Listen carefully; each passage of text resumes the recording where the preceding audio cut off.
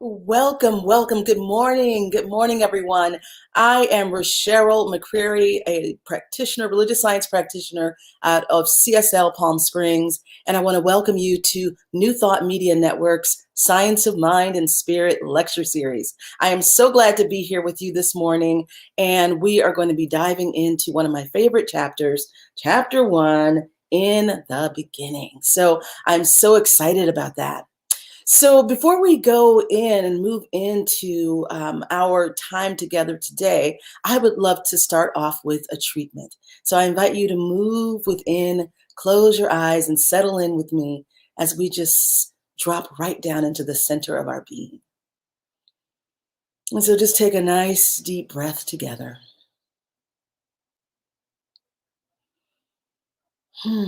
And so we just settle right in, right here, right now, into that place and space where we are aware and knowing the presence of God, where we sense and feel and know that divine presence, that divine intelligence, first caused principle of all life, that is our very life. And so we are just aware of the palpable presence of spirit.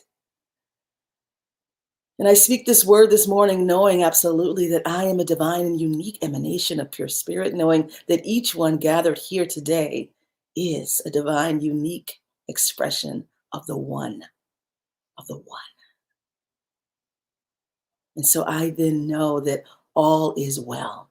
I bless our time together. I bless the unfoldment of the Science of Mind lesson for today, knowing that every word, every idea, every concept unfolds easily and effortlessly, is easily absorbed, easily articulated, easily integrated into our beingness. And we are blessed in this time we spend together. All is well and all is good. I give thanks this morning for our time. I give thanks for Robert Brzezinski and for the New Thought Media Network and for this platform. And I release this word knowing it is complete, it is done, and all is well. And so it is. And so it is. So today, so thrilled to be continuing in this series. And before I got here, over the last several weeks, if you've been following along, the Science of Mind lecture series has covered the thing itself, the way it works, what it does, and how to use it. So the overview of Science of Mind principles. So that has been covered, and that ground has been walked and explored before we get to the very, very first chapter, which is In the Beginning, God. In the Beginning, God. So I invite you now, if you don't have your Science of Mind textbook, grab it, because that's what we're going to be working from on these several pages of really, really potent material.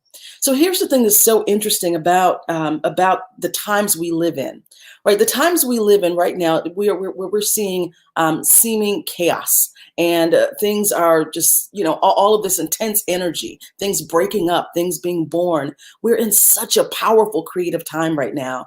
And for so many of us, I believe that we are also yearning for that sense of stability, that sense of the changeless, that sense of stillness. And this has been a yearning in humankind throughout our time in existence, right? The earliest shamans wanted to know what does all this mean?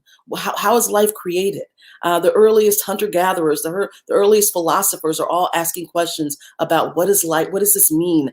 Is there something greater than I am? How does it work? What's going on in the world? How do I control what's happening in the world? Whether it's, an earthquake or the crops have failed or, chaos in our political system, right? So we're still asking these same primal basic questions that we've asked since the beginning of time. And Science of Mind textbook and the Science of Mind principles, just like all great truth teachings, provide answers, right? Provide sustenance, provide succor for our times. So in the beginning, God, and hopefully you've had a chance now to grab your Science of Mind textbook, and I'm working from my old textbook here and my notes. So in the beginning, God starts off by really just talking about what I've just said, that there's this yearning to know that which is greater than ourselves and how we came to be, right? The story of creation. And in the textbook, Ernest Holmes says that, in the beginning, was God. That's it. There was spirit and intelligence only. No planets, no manifest universe, no visible forms existed. There was just the life principle, God, in the very beginning. So as we're even talking about that and hearing those words, just consider that, right? This space and place of just life principle. Nothing is made manifest, right? And then the all being moved upon itself, or moved into creation and began to create, right? But how did it begin to create? What happened? How did this creation happen? And so that has evolved, or that question, how did creation happen, moved into the creation story, right? So we have the creation story from the Bible, and there's a great simplified version here in the Science of Mind textbook that I'll dive into. But the story to try to explain how we got here, how we came into being, how life came into being, how all of life came into being. So if we look at the creation story simplified, the basic creation story we know from, most of us know from the Bible, but I love the simplified version here, so I'm going to read some excerpts from it. So, and this is page 64 in the Science of Mind textbook. So God, meaning the supreme spirit or intelligence of the universe, was conscious of himself prior to the creation of any special world system. And being thus conscious and desiring to manifest in form, he did so manifest through the power of his word, which is law. God is not only pure spirit or intelligence, he is also perfect, immutable law. As pure spirit, he governs the universe through the power of his word.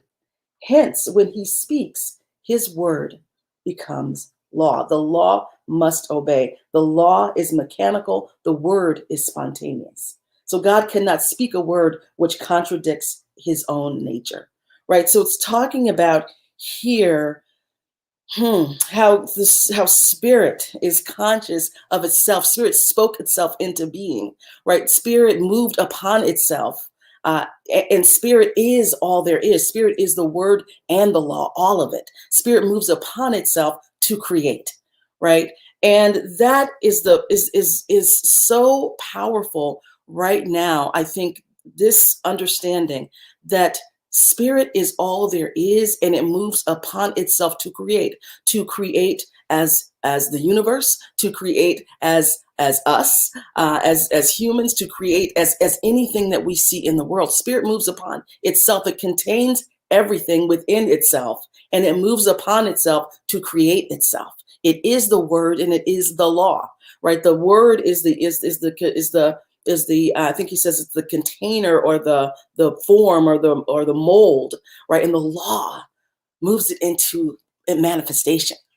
And so the thing that I think is so powerful about revisiting this chapter particularly is that we live in a time where it is so easy to think that the power of the universe is outside of us, right? It is outside somewhere. It is in a political system, or a political leader, or it's in some other authority, right? That true power, and I'm talking capital T, true power. It's so easy to think that that the world is made and created by these external factors and forces that we can see. It's very seductive to get caught in that, versus remembering, going back to the basics and remembering, no. The truth is, God is all there is. The truth is, first principle created itself out of itself. And that same principle that did that created everything, that hung the stars in the sky, that hung the cosmos, that breathed the cosmos into being, that created us, that same being, that same principle, that same life is underneath all, is behind all, and back of all of the seeming chaos that we see, right? And not only that, it is first cause. It is true power. And so I think it's so important for us to remember that, to remember whose we are and who we are, and what we're made of and what created us, because that is the truth of our beingness, not the external stuff that's happening that we do experience. So I'm not saying we don't experience externally, but I think fundamentally, when we move our center outside of ourselves, when we move creation and true power outside of ourselves, we're fundamentally out of order. We're fundamentally out of alignment. We're out of balance. And then the world begins to reflect that, right? The world begins to reflect our imbalance, our dis-ease, right?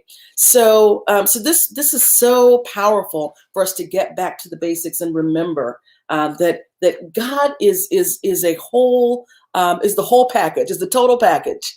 You know, it is the word, it is the law, it is the thing itself. It moves upon itself to create itself. It is the total package. And we are divine. Therefore, if the spirit of life runs through, a spirit of God runs through everything, if the life principle runs through everything, then we are created out of that, right? We have that as our very nature, our very being, our true identity, our true identity.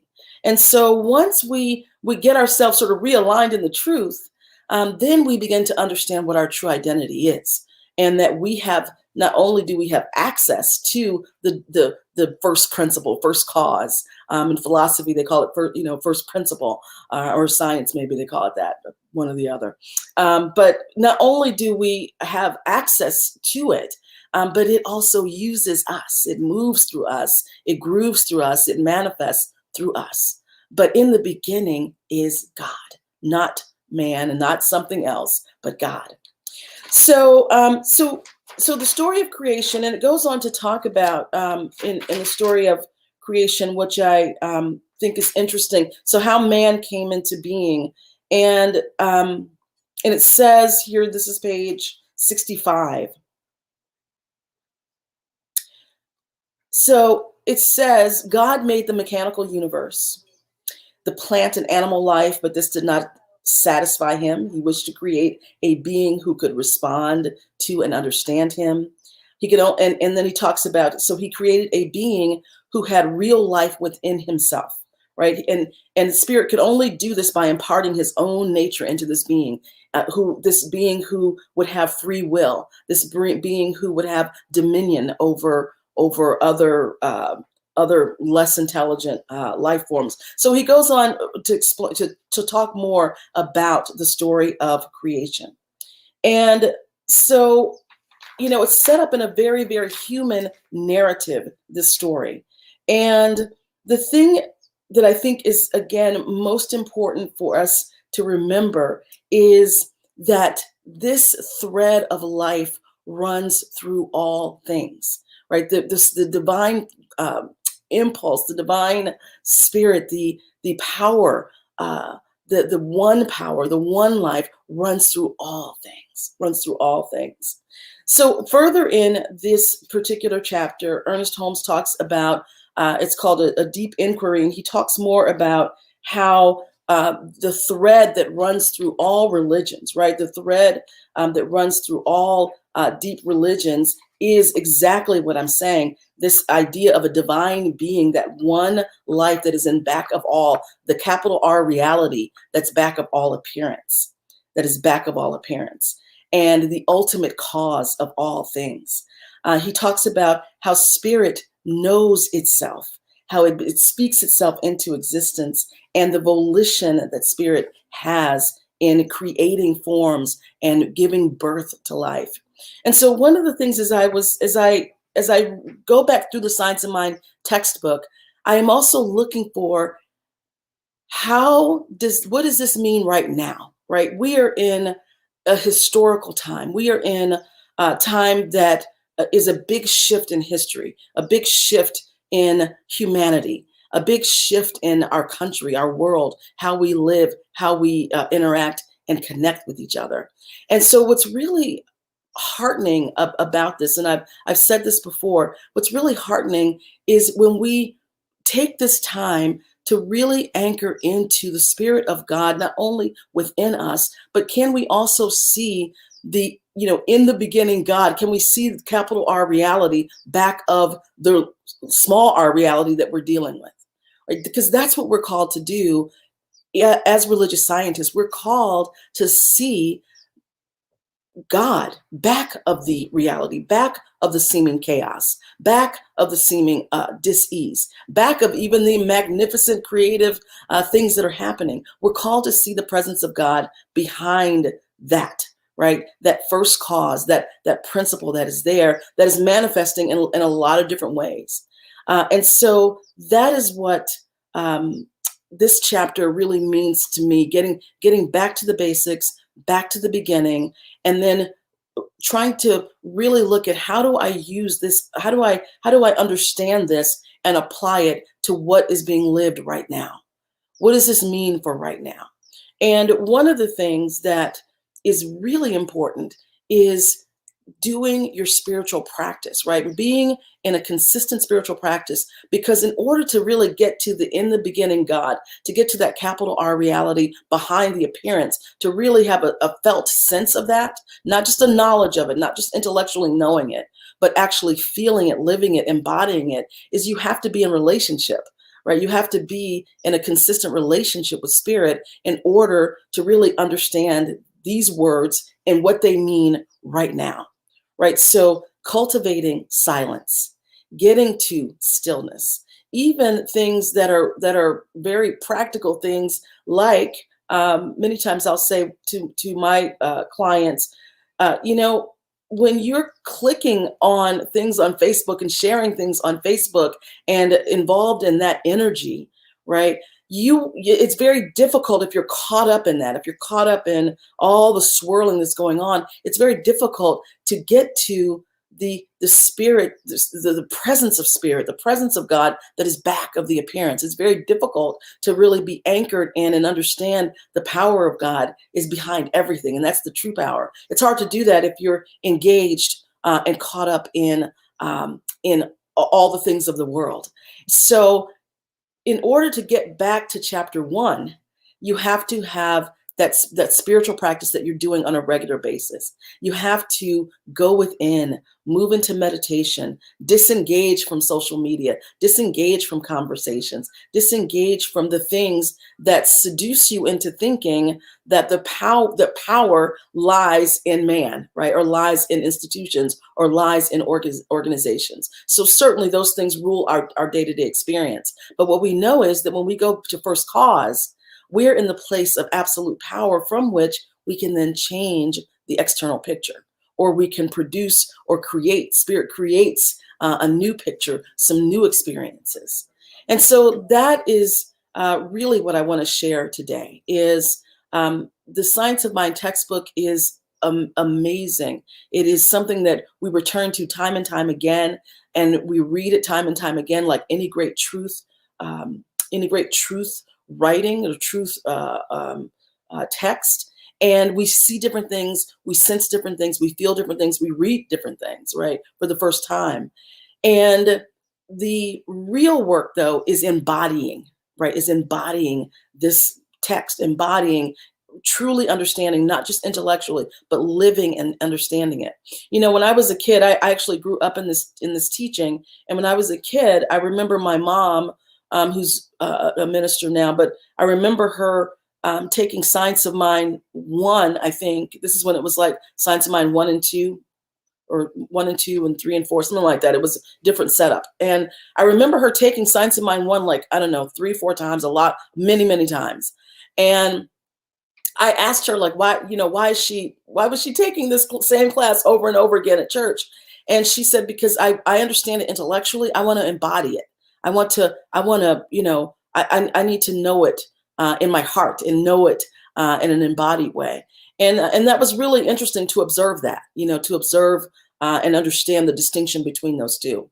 So I invite you to, if you have some questions, I invite you to go ahead and put questions in the chat. And Robert is here, hopefully, and he'll help me find the questions on this platform. But if you put questions into the chat, you can ask questions or interact. Or there's a link, I understand, in the chat. So if you want to put in, use the link, you can also use that to ask any questions you may have. So, and Robert, you can let me know if there's anything I need to do to grab the questions or be aware of them. So I'd love to hear what you think about this, particularly how we take this teaching and how we take this chapter and how do we interpret it now? How do we use it to interpret what we're going through now in the middle of the what I call the pandemonium and this great big birth process that we're in right now that can really get you caught up in thinking that that things are sort of out of control, and really we're just in a big birth process as spirit is moving upon itself, birthing this new world, birthing this higher consciousness. But it can look and feel very, very unsettling. So I'd love to hear what your thoughts are about or questions you may have. So Robert, do we have any questions coming through in the chat?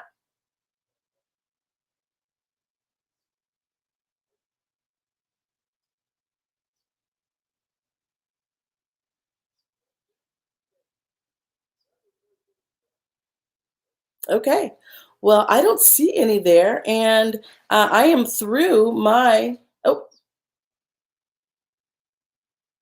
great. So I am actually through my section here and through my lesson here.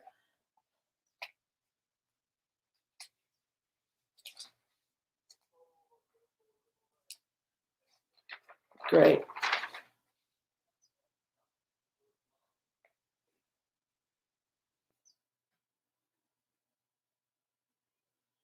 Okay. So, the other thing that we'll keep going if we don't have any questions coming in. So, the other thing I wanted to really share about this, about this work. So as we're again talking about how we how we live and navigate through these times and how we use these teachings to live and navigate through these times. So in addition to understanding in the beginning God, really also understanding our capacity, our ability to allow God to use us, right, to move through us, to manifest us. And the truth is that there is an assignment that each of us has, right? There is some way that spirit wants to express through us, something that spirit wants to say through us, to do through us, to move through us, to articulate through us. And each of us has a role to play in what is happening in our world right now. Each of us has a song to sing. Each of us has something that we are called up into. And that cultivating that presence, going back to the beginning, really cultivating spirit helps us hear, right? Helps us hear what is ours to do. Everyone's saying these things today, like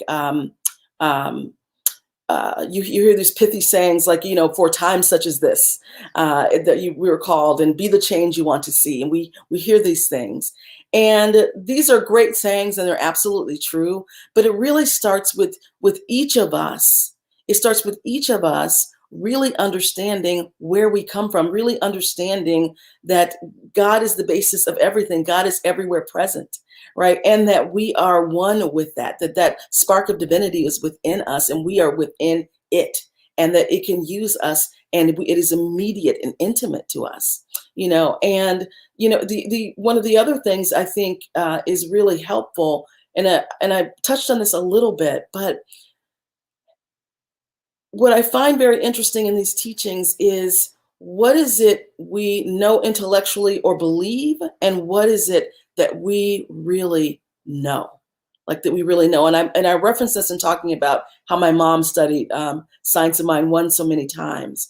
But in the beginning, God also calls us into, what is your direct experience of the divine? Do you know God is all there is? Do you know that is the power back of everything? Or is it something you're saying? Or is it something that you are parroting? Right. And the longer we're in this teaching, the more we do our work, the more we circle through our transformations, right? And cycle through our transformation, the deeper we come to know that the presence of God is real. It is a real felt presence. It is a real, it is as real as us, as the chair that we're sitting on. And that is one of the cycles that I think you have to go through in studying science of mind and really understanding and knowing at a deep level, not just understanding, but knowing at a deep level that in the beginning, God, and God is now and forever and before the beginning and after the end. And there's the through line through the whole thing. God is the whole package. God is the whole package. And really knowing that and anchoring in that is so important. So this is something, right, this teaching helps you remember you're not a victim. Thank you so much, Chris. I really appreciate that, because that's what I was pointing to is right now in the world, it's easy to feel like we're a victim. It's easy to be in kingdom one, like all these things are happening to me, right? And when we understand that we are centered in, that we are on the continuum, right? We exist in this continuum of pure spirit. That is the most powerful place to be, right? We are right in that vortex of creation at all times. And when we align ourselves with that, we align ourselves with spirit, then we're able to be co-creators of new experiences and new ways of being, and not feeling victimized by the events that are going on. Absolutely. So great. Any other comments or questions? Yes, I love the term capital R reality. Good endings come from good beginnings, and this is the place to start. I do not have access to this power. I'm not surrounded by this power. I am this power of life and love. Thank you so much. Yes, Kurt, that's exactly it, right? Really understanding whose you are, what stuff you're made of, your true, capital T, true identity is so important. And it's important in these times because the more we wake up, right? And the more of us who do wake up to capital R reality, that's how the world changes. It doesn't change by us, just pointing fingers at other people. And if they would just do this, and if they just had a heart, and if they were just compassionate, or if they were just right, it doesn't really change from us trying to moralize other people or shame or guilt them into behaving a certain way. It really changes from us understanding our true identity and that capital R reality, and living from that, allowing that to create through us. That is how the world changes. So that's how we be the change we want to see. It starts with us. And I can't say enough how disengaging from the stuff of the world doesn't mean you don't watch the news or you don't know what's going on in the world. You don't care. But the more you can keep your consciousness rooted in capital R reality, the more powerful you are to affect change. You're not caught in the swirl. You're not caught in the dynamic or the vibration of the crowd, right? The crowd and the effects. You're not caught up in the effects. You're standing in first cause. And that is the most powerful place to be. And the world needs more people anchored in first cause right now. The world needs more people anchored in first cause, in the truth, in capital R reality, versus the thing that we're actually observing all around us. Excellent. Any more questions before we? Can oneness faith spread like a virus of the mind? Can oneness faith spread like a virus of the mind? That is such a great question. Can oneness faith spread like a virus of the mind? I think absolutely it can, right? It absolutely can spread. And it spreads based on who's receptive to it, right? Who's open and receptive to it. Spirit runs through all things. So it's really, it's all really already spread, right? It really already is. Oneness is already sewn in and woven in to our collective consciousness. But it's really each of us waking up to the truth of that. And so it's so interesting. The visual I get, I forget who asked that question, maybe Wayne, but the visual I get is it's more like popcorn, like this awakening happening, because it's already, that oneness it is what it is, right? And so what happens is we wake up to it. we get aligned to it, we recognize it, we feel it, we embody it, we know it. And that absolutely can happen the more people wake up, and we're seeing it, right? We see it. Sometimes I think the when people walk through our doors, when people come, well, when we were in church, or if they're looking online and walk through our virtual doors, but when people walk through the doors, that's oneness calling them home, right? Calling them to want to wake up, right? People want to wake up. So yes, it absolutely is spread, can spread, and it feels more like a popcorn, like people just popping awake, right? Having that awareness. Any other comments or questions?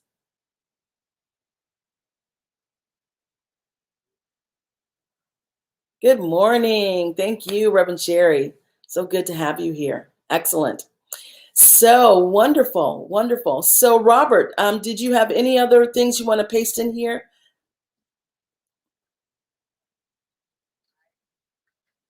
All right. So it feels like we are on to the next thing. So I can let you know what's coming up next. We're going to end our session here on In the Beginning, God. And I just encourage you to stay to do the practices that allow you to stay anchored in capital R reality, and knowing that truth, developing that intimate relationship with spirit where you know absolutely whose you are and what is really, really going on and what the true power is. So I invite you to do that. And we'll move on now to what is coming up next. So, we have coming up next, as you can see here on the screen, Laura and Jason's Cosmic Concerts are coming. So you'll see the dates there and the times there, and join them for 40 minutes of musical fun that's going to unfold. So we have that coming up. And we have lots of other programs here on New Thought Media Network that will be unfolding. And if you tune in, there's Reverend Elzia Saku, who has a program on Sunday, February 7th, an online service. He'll be talking about a clean slate. So be sure to join for that. Excellent. Excellent. So one journey, many paths here on New Thought Media Network. Lots of programming. New programs are starting. There's some existing programs. So I encourage you to tune into this channel often and frequently, so that you can get your tune-up, your spiritual tune-up to get you through the week. It has been wonderful being with you. I am Rasheryl McCreary. And if you have donations, you can go ahead and click the link. Robert is making that available. So if you have donations that you want to share, you can click on donate and give to this wonderful organization that has lots of beautiful programming that'll be unfolding. So just click donate. And you can donate at www.ntmedia.org and click on donate. And that's how you do that. Excellent. It has been wonderful being with each and every one of you. God bless, and have a fantastic, fantastic week. And remember, in the beginning, God.